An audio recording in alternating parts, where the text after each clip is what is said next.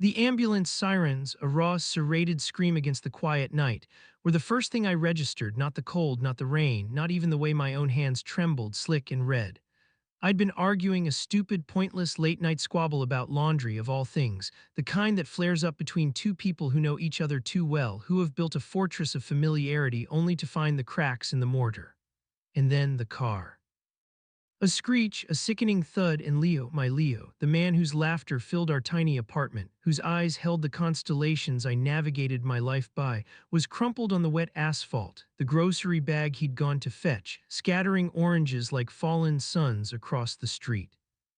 The paramedic's voice, a distant drone, kept repeating things like pulse weak and internal bleeding, but all I could hear was the echo of his last word, a choked Damien, before the world dissolved into a kaleidoscope of flashing lights and the metallic tang of blood. I remember in the chaos a single horrifying thought: this can't be it. Not like this, not over laundry. We'd been together for 7 years, a lifetime in the frantic dance of city living, and the idea that it could all end, this vibrant, chaotic, beautiful thing we'd built, over something so utterly insignificant, was a cosmic joke, a cruel, impossible punchline. I pressed my hands to his chest, feeling the frantic, fading rhythm of his heart, and a desperate, illogical prayer formed in my throat, a plea to whatever force might be listening to take anything, anything at all, just give him back. I didn't realize until later that in that moment, as the rain soaked through my thin jacket and the world spun out of control, that I wasn't just praying for his survival. I was praying for a future, a lifetime, a forever. It wasn't about the laundry or the argument or even the fear of losing him. It was about the terrifying, exhilarating realization that he wasn't just a part of my life. He was my life, woven into every fiber of my being, and the thought of untangling us, of existing without him, was a kind of death in itself. I was so sure in that moment that if he died, I'd simply cease to be. A strange, almost alien calm came over me then as I watched their frantic work. I knew with a certainty that defied logic that I would do anything, absolutely anything, to keep him. It wasn't just love, it was a primal, desperate need, a recognition of the other half of my soul. I was willing to bargain with fate, with God, with the devil himself. I'd trade years, dreams, everything I owned just to see him open his eyes again. The twist, the cruel, beautiful irony, was that in the face of absolute loss, I finally saw the absolute, undeniable truth. I had always loved him, of course, but that night it was as if a veil had been lifted, revealing the raw, unadulterated essence of what we were to each other. I realized that the forever I'd always vaguely imagined, the one I'd never dared to fully articulate, was not a distant, abstract concept. It was Leo. He was my forever, and the thought of losing him made that forever feel like a razor's edge. The hospital waiting room, a sterile, fluorescent-lit purgatory, became my world. The clock on the wall, a relentless, ticking monster, measured time in agonizing increments, each second stretching into an eternity. The scent of antiseptic, usually a comforting sign of healing, now felt like a suffocating shroud. I paced, a restless ghost, replaying the scene over and over, each frame sharper, more vivid, more horrifying than the last. I imagined scenarios, each more devastating than the previous one, and I tried to bargain with the universe again, promising to be a better person, a more patient partner, a less argumentative soul. I even promised to fold the laundry, every single piece, perfectly forever. The nurses, their faces etched with a practiced empathy, offered me lukewarm coffee and platitudes, but their words were just background noise, a meaningless hum in the face of my terror. I stared at the closed double doors of the operating room, imagining the frantic dance of surgeons and nurses, the beeping of machines, the silent, desperate struggle for Leo's life. Then a twist, a moment of stark, surreal clarity. I remembered a conversation weeks ago, a casual, almost flippant remark Leo had made about organ donation. "If anything ever happens," he'd said, his voice light, "make sure they use everything. I'm not going to need it anymore, am I?" The casualness of his words, the unsettling pragmatism, hit me like a physical blow. He had thought about this, considered the possibility of his own demise, and planned for it. The thought both terrified and strangely comforted me. It was a testament to his strength, his resilience, his ability to face the darkness with a strange, almost macabre humor. But it also made the reality of the situation even more stark. If he didn't make it, pieces of him, his heart, his eyes, his very essence, would live on in someone else. The thought was both beautiful and unbearable. I imagined another person, a stranger, carrying a piece of Leo, a piece of the man I loved, and the idea felt like a violation, a strange, unwelcome intrusion. Yet it was also a kind of immortality, a way for him to transcend the fragility of his own body. I pulled out my phone, intending to call his family, but my fingers froze.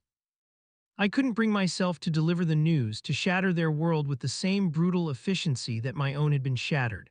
I scrolled through our photos, each one a snapshot of our life together, a testament to our love. There was the picture of us at the beach, his hair tousled by the wind, his eyes sparkling with laughter. There was the selfie we took at the top of the Ferris wheel, our faces pressed together, a blur of giddy joy. And then there was the last picture, taken just hours before the accident, a candid shot of him in the kitchen, his brow furrowed in concentration as he tried to decipher a complicated recipe. The image, so ordinary, so mundane, now felt like a precious artifact, a relic of a life that might be slipping away. I realized with a sickening lurch that I didn't just want him to live. I wanted that life back. The messy, imperfect, beautiful life we had built together, filled with laundry arguments and complicated recipes and stolen kisses. I wanted the forever we had created, the forever that was now hanging by a thread. The doctors came out, their faces unreadable, and I felt my heart stop completely. The doctor's words, a carefully measured cadence of medical jargon, blurred into a single, devastating phrase. He's stable for now. Stable felt like a cruel joke, a precarious perch on the edge of a precipice. They explained the extent of his injuries, a litany of broken bones, internal damage, and the ever-present threat of infection. They spoke of comas and ventilators, of long recovery periods and uncertain outcomes. Each word was a hammer blow, shattering the fragile hope I had clung to. I sat beside his bed, his pale face a stark contrast to the sterile white of the sheets, his breathing a shallow, mechanical rhythm punctuated by the beeping of the machines. His hand, usually warm and strong, felt cold and lifeless in mine. I talked to him, whispering stories of our life together, reminding him of our shared dreams, our future plans. I told him about the trip we'd planned to Italy, the small bookstore we'd always wanted to open, the silly, mundane details of our daily life that now seemed so precious. I begged him to come back to me, to fight, to not give up. I felt a strange, desperate need to fill the silence, to bridge the gap between his unconscious world and my own. It was a one-sided conversation, a monologue of love and fear, but I clung to the hope that he could hear me, that my voice could reach him through the fog of his coma. Then another twist, a subtle shift in the rhythm of the machines, a flicker of movement in his eyelids. The nurse, her eyes wide with surprise, called for the doctor, and a flurry of activity erupted around the bed. He was waking up. Slowly, tentatively, his eyes fluttered open, and he looked at me, his gaze hazy and confused. He tried to speak, but his voice was a weak, rasping whisper. "Damien," he said, his voice barely audible, I saw you. I didn't understand. Saw me where?" I asked, my voice trembling. He closed his eyes, his brow furrowed in concentration. In the dark," he said, his voice fading. "I was lost, and you were there, you were calling me back." He drifted off again, his breathing shallow and uneven, but his words hung in the air, a strange, unsettling echo. I realized with a shiver that he had been in a liminal space, a place between life and death, and I had been there with him in some way I couldn't comprehend. It was as if our souls were intertwined, connected by a thread that transcended the physical realm. The doctors, baffled by his sudden awakening, attributed it to a neurological anomaly, a random firing of neurons. But I knew it was more than that. It was a testament to the strength of our connection, a bond that had reached across the abyss of unconsciousness and pulled him back from the brink. The forever I craved, the forever I saw when I looked at him, was more than just a lifetime together. It was a connection that ran deeper than flesh and bone, a bond that defied logic and reason. I realized then that the one I wanted forever was not just a person. It was a force, a constant, a presence that anchored me to the world, even when the world threatened to pull me under. The understanding of the word forever shifted. It was no longer a time, it was a state of being, a connection. The recovery was a slow, arduous climb, a mountain scaled inch by agonizing inch. Leo's body, battered and broken, fought back with a fierce resilience that mirrored the strength of his spirit. He endured countless surgeries, physical therapy sessions that pushed him to the edge of his endurance, and the constant, gnawing fear that he might never fully recover. The hospital became our temporary home, a sterile, impersonal space that we transformed into a sanctuary of love and hope. I spent every waking moment by his side, reading to him, playing his favorite music, simply holding his hand. We talked about everything and nothing, reliving our shared memories, dreaming of our future. We argued about the laundry, of course, a familiar, comforting ritual that reminded us of the life we were fighting to reclaim. Each small victory, a twitch of his fingers, a whispered word, a tentative step, was celebrated with a fervor that bordered on religious zeal. We were building our forever, brick by painful brick, and each brick was a testament to our love, our resilience, our unwavering belief in each other. Then a new twist, a revelation that shook me to my core. During one of his more lucid moments, Leo told me about his dreams, the strange, vivid landscapes he had traversed while in the coma. He described a dark, empty space, a void where he felt lost and alone. But then he said he saw me, a faint light in the distance, a beacon calling him back. He described my voice not as words, but as a feeling, a warmth that enveloped him, a pull that drew him towards the light. He said he felt my presence not as a physical form, but as an energy, a force that permeated his being. He told me that he didn't just hear me, he felt me deep inside as if our souls were intertwined. He said he knew with a certainty that defied logic that I would never let him go. The doctors again dismissed it as a product of his damaged brain, a hallucination fueled by trauma and medication. But I knew it was real. I had felt it too, that strange, inexplicable connection, that pull that transcended the physical realm. We had been connected not just by love, but by something deeper, something primal, something that defied explanation.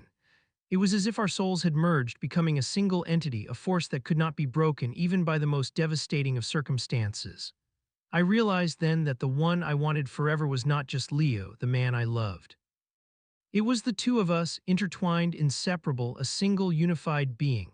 The forever I craved was not a destination, but a state of being, a constant, unwavering connection that transcended time and space.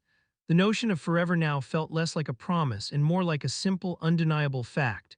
It was a truth that had been revealed in the darkness, forged in the crucible of pain and fear, and solidified by the unwavering power of love. The concept of one changed. It was no longer a person, but an us. Years passed, marked by the quiet rhythm of our shared life, a tapestry woven with the threads of laughter, tears, and the mundane beauty of everyday moments. Leo's recovery, though miraculous, left its scars, both physical and emotional. We learned to navigate the new landscape of our lives, to appreciate the fragility of existence, and to cherish the moments we had together. The bookstore, a long-held dream, finally became a reality, a haven filled with the scent of old paper and the quiet murmur of turning pages.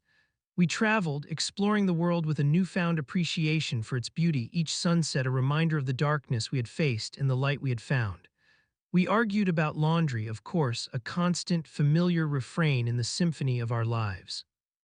But even those arguments were different, tinged with a deeper understanding, a recognition of the preciousness of our time together. Then the final twist, a revelation that shattered the very foundation of my understanding of love and forever. One evening, as we sat on the porch watching the stars paint the night sky, Leo told me something he had never shared before. He told me about a recurring dream he had during his coma, a dream of a vast, empty space, a void where he felt utterly alone. But then he said he saw another figure, a shadowy presence, a mirror image of himself. And that figure, he said, was me. He told me that he didn't just see me calling him back, he saw us intertwined, our souls merging into a single luminous entity. He said he understood in that moment that we were not two separate beings, but two halves of a whole, a single soul divided at birth, destined to find each other and become one again. He said he realized that the forever we craved was not just a lifetime together, but an eternal connection, a bond that transcended time and space, a truth that existed before we were born and would continue long after we were gone. He said, and this was the part that made my breath catch in my throat, that he had always known, even before we met, that we were connected, that we were destined to find each other, to become whole. The idea, so fantastical, so utterly illogical, resonated with a truth that echoed deep within my own soul. It explained the inexplicable connection we had always felt, the sense of knowing each other on a level that defied explanation. It explained the strange, almost mystical experiences we had shared, the sense of being intertwined, of being one. It explained the forever. It was not a choice, not a promise, not even a wish. It was a fact, an undeniable truth that had been woven into the fabric of our existence. He was not just the one I wanted forever, he was the other half of me, the missing piece of my soul, the echo of my own being. The one and the forever were not separate entities, but a single, indivisible truth, a testament to the enduring power of love. Love not as a feeling, but as a fundamental force of the universe, a connection that transcended the limitations of time and space and existed before and beyond our mortal understanding. The forever wasn't just a time, it was a state of existence, a singular, unified being. We were the one and we were forever.